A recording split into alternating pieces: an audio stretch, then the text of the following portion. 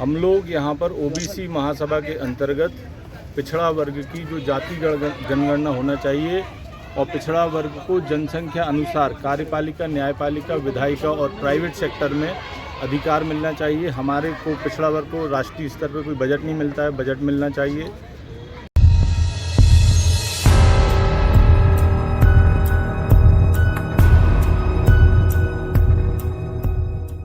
पिछड़ा वर्ग जनगणना बिहार में चालू हो गई है। ओबीसी महासभा ने आज से 4.5 वर्ष पूर्व यह मांग उठाई थी कि पिछड़ा वर्ग की जाति जनगणना हो, क्योंकि जो ट्रिपल टेस्ट सुप्रीम कोर्ट बोलता है उसमें प्राथमिक चरण जाति जनगणना है, जिससे भाजपा इनकार कर रही है। जिस विषय को लेकर अभी बहुत सारी राजनीतिक पार्टियों ने स्टेटमेंट दिए हैं कि जाति जनगणना होना चाहिए। ST/SC वर्ग की इसलिए हर 10 साल में जाति जनगणना होती है और पिछड़ा वर्ग की नहीं हो रही, क्योंकि कानूनन और संवैधानिक तौर पे जैसे ही आप जाति जनगणना करेंगे आपको संवैधानिक अधिकार पूर्ण देना पड़ेंगे। इसलिए भाजपा इनकार कर रही है। नहीं चलेगा, नहीं चलेगा। हम अपना अधिकार मांगते हैं, नहीं किसी से भीख मांगते। हम अपना अधिकार मांगते हैं, नहीं किसी से भीख मांगते। जय जवान जय किसान। चाहे ओबीसी के हों या सामान्य के हों, उनको उसी जाति में, जिस जाति से उनको आरक्षण मिलता है उसमें वहां डालना चाहिए। लेकिन मध्य प्रदेश की निकम्मी सरकार ने पिछड़ा वर्ग के साथ जिस प्रकार से कुटाघात कर रही है, आप देख रहे होंगे कि अभी 11 तारीख को उन्होंने हिजड़ों को पिछड़ा वर्ग में आरक्षण दे दिया, उनकी गिनती करा के। लेकिन 65% समाज जो लगभग है इस देश के अंदर, उसकी जाति की जनगणना नहीं अभी तक नहीं कराई है। हम दर दर भटक रहे हैं। मध्य प्रदेश के अंदर सिर्फ 14% आरक्षण दिया जा रहा है। बड़े बड़े बैनरों में शिवराज सिंह चौहान और मोदी प्रचार कर रहे हैं कि 70% आरक्षण मिल गए। बताइए कहाँ मिला? कहीं भी नहीं मिला। जब तक 9वीं अनुसूची में ओबीसी आरक्षण को नहीं डाला जाएगा संख्या के अनुपात में, और ये तब होगा जैसा कि भैया ने बोला है, जब जातिगत जनगणना कराओगे, जब कोर्ट में ये जाएगा तो ट्रिपल टेस्ट हो पाएगा। इसलिए कोर्ट का झंझट खत्म करके 9वीं अनुसूची में डालना चाहिए।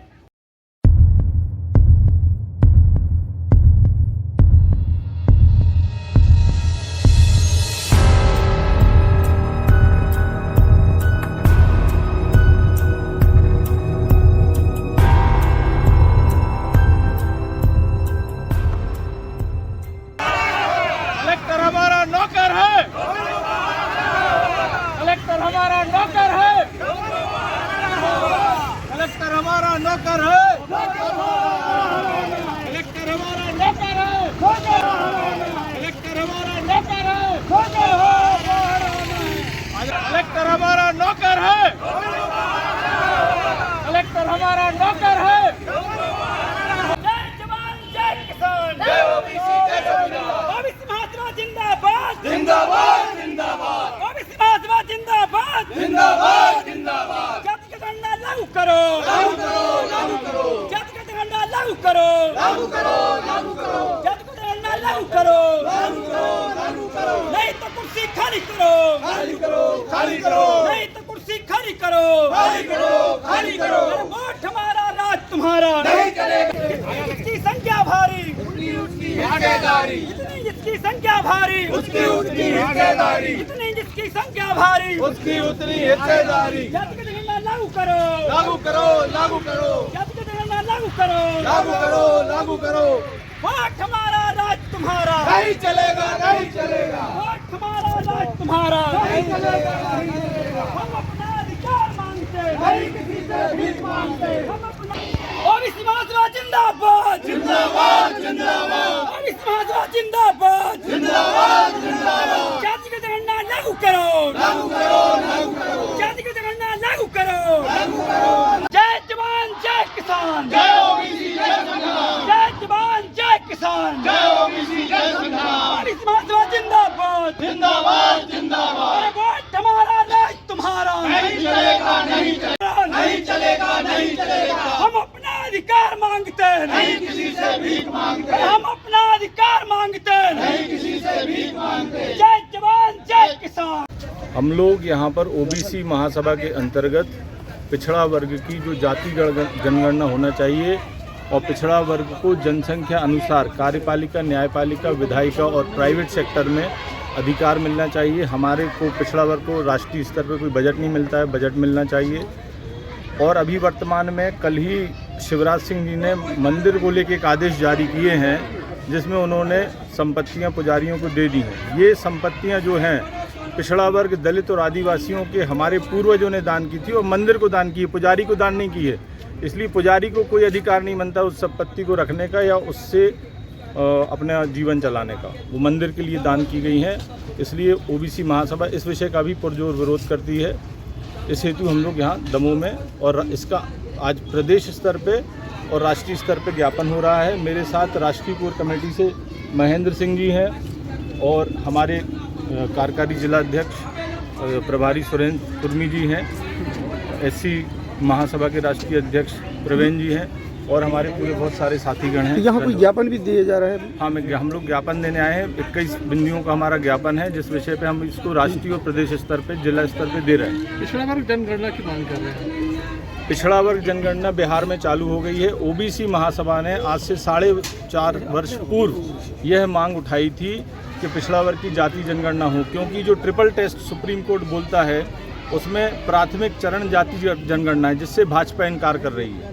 जिस विषय को लेकर अभी बहुत सारी राजनीतिक पार्टियों ने स्टेटमेंट दिए हैं कि जाति जनगणना होना चाहिए। ST/SC वर्ग की इसलिए हर 10 साल में जाति जनगणना होती है और पिछड़ा वर्ग की नहीं हो रही, क्योंकि कानूनन और संवैधानिक तौर पे जैसे ही आप जाति जनगणना करेंगे आपको संवैधानिक अधिकार पूर्ण देना पड़ेंगे। इसलिए भाजपा इनकार कर रही है।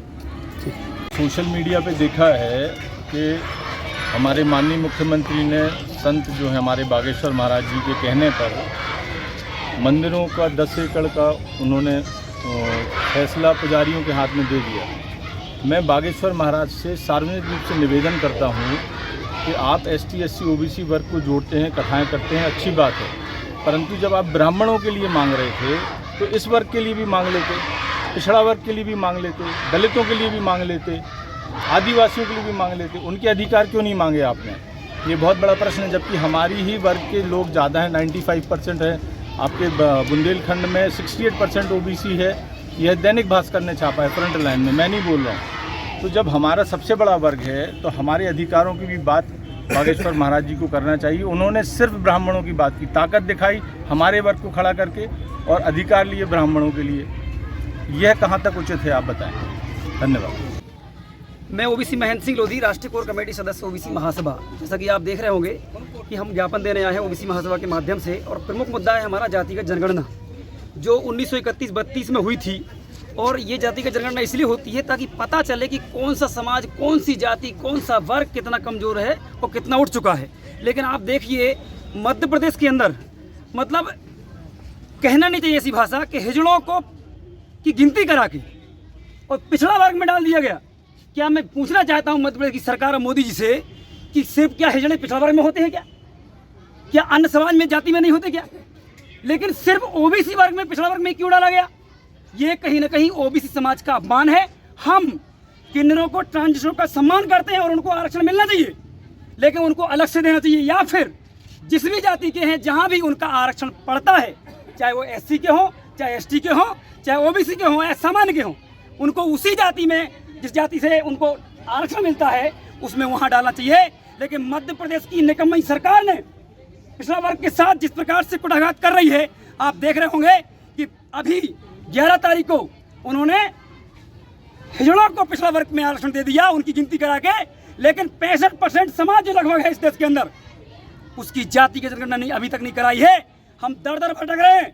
मध्य प्रदेश के अंदर सिर्फ 14% आरक्षण दिया जा रहा है। बड़े बड़े बैनरों में शिवराज सिंह चौहान और मोदी प्रचार कर रहे हैं कि 70% आरक्षण मिल गया है।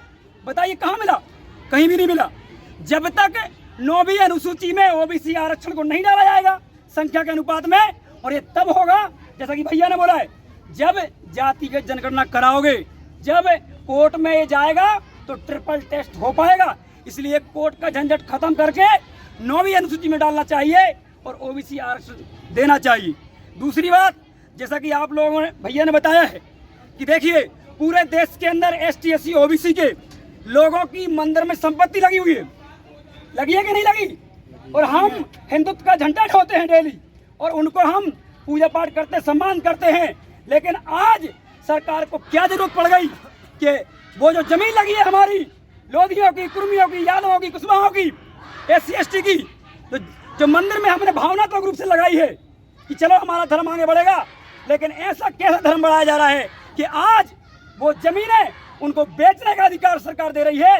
ये हमारे पूरे जो समाज है, मूल्यवासी समाज, बहुजन समाज, इसके साथ बहुत बड़ी गद्दारी कर रही है और इसका जवाब ये मध्य प्रदेश नहीं पूरे देश में इसको दिया जाएगा। ये 21 राज्यों में आज पूरा ज्ञापन है शांति किस तरीके से। इसलिए मैं आप मीडिया का बहुत बहुत धन्यवाद देना चाहता हूँ।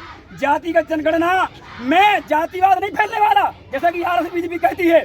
अगर मालूम होगा हमें कि यादव की दमों में कितनी संख्या है, मुसलमानों की कितनी संख्या है, कुर्मियों की कितनी है, नामदेव कितनी है, जब सबकी संख्या मालूम होगी तो लड़ाई क्यों होगी बताइए। जब पता होगा कि यादव की संख्या 10% है तो उनको 10% अधिकार दिए जाएंगे।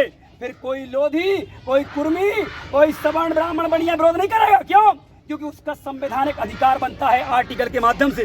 लेकिन ये जनगणना नहीं करा रहे। इसी मध्य प्रदेश के अंदर चाहे कुर्मी समाज हो, यादव समाज हो, लोधी समाज हो, जिनके 28, 29 विधायक बनना चाहिए, उनके 7 विधायक सिर्फ बनाए जाते हैं। ये नाकामी, ये नाकारा सरकार जो है, इसको जवाब देना पड़ेगा।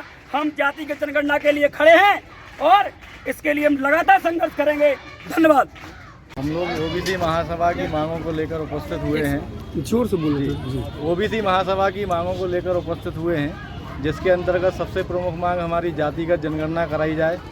इसके अलावा जो मंदिर के लिए जो अभी आदेश जारी किया है शिवराज जी ने कि मंदिर में जो दान की गई संपत्ति है उसको नीलाम करने का अधिकार पुजारियों को होगा, तो ये पुजारियों को अधिकार न देकर ये संपत्ति का उपयोग सर्वजन हिताय में होना चाहिए। जैसे स्कूल खोलें, कॉलेज खोलें, मेडिकल खोलें, तो जिनने वो दान की है उनके वो उपयोग में आए आने वाले समय में। मैं ये नहीं कहता कि दान ब्राह्मणों ने नहीं की, उनने भी दान की है, हमने भी दान किया है, हर बारों ने भी दान किया, हर समाज ने दान की है, तो वो सभी समाज के उपयोग में आए। कॉलेज खोलेगा तो सब समाज के बच्चे पढ़ेंगे, स्कूल खोलेगा तो सब। आज ये जो आवाज उठाई गई है ये सिर्फ दमोह में के और कितने पूरे 21 राज्यों में, 21 ओबीसी महासभा संगठन के माध्यम से सारे 21 राज्यों में एक साथ मांग उठाई गई है। और एक और जो समस्या थी, कुर्मी समाज का एक बच्चा लगभग 20 दिन से गायब है।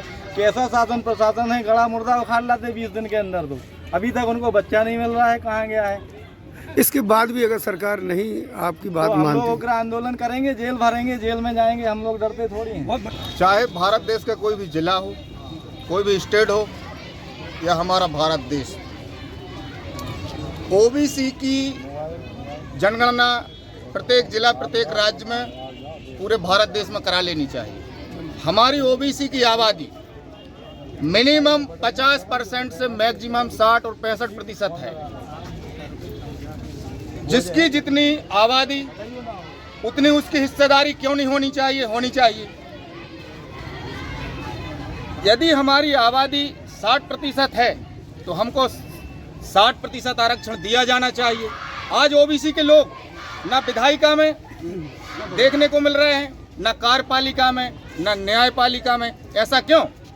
चतुर्थ श्रेणी कर्मचारी से लेके IAS तक हमारे ओबीसी के लोग नजर नहीं आते हैं। इसका सबसे बड़ा रीजन ये है कि हमारी आबादी 60 और 65% है और हमको 14% आरक्षण दिया जा रहा, उसी में सारी वैकेंसी नहीं भरी जा रही और उसमें क्रिमिनल एयर भी लगाया जा रहा है। तो क्या माना जाए, छुपाया जा रहा है आप लोगों? नहीं, हमारी जनगणना कराइए ना। 1931 के बाद हमारी जानकारी के अनुसार हमारी कोई जनगणना नहीं हुई है। हमारी ओबीसी की जनगणना कराई जाए और जिस ओबीसी SC ST जनरल सारी 4 वर्ग की जनगणना कराई जाए ना।